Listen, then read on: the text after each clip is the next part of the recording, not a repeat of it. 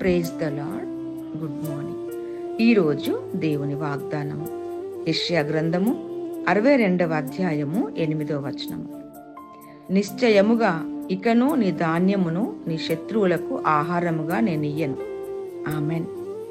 ఈ మాటలు వింటున్న ప్రియమైన దేవుని బిడ్డ, ఇంతకాలము నువ్వు సంపాదించినది, నీకు కలిగినదంతా నీ శత్రువులు దోచుకుంటూ వారికి వడ్డీలు కడుతూ అప్పులు తీర్చుతూ నష్టపోతూ ఉంటే నీకు శుభవార్త.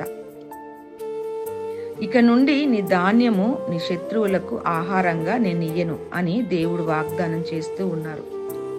ఇజ్రాయేలు ప్రజల ధాన్యము కూడా మిద్యానీయులు ఎత్తుకొని వెళ్ళినప్పుడు గిద్యోను ద్వారా దేవుడు వారి పంటను కాపాడి శత్రువులను హతము చేసినట్టు ఈ రోజు నుండి దేవుడు నీవు సంపాదించిందంతా శత్రువులకు ఇవ్వకుండా నీ సంతానముకును నీ పిల్లల పిల్లలకును నిశ్చయముగా ఆహారంగా ఇవ్వబడునుగాక. ఈ వాగ్దానము ప్రతి వారి జీవితంలో నెరవేర్చబడునుగాక. దేవుడు మిమ్ములను మీ కుటుంబములను దీవించి ఆశీర్వదించునుగాక. Amen, amen, amen.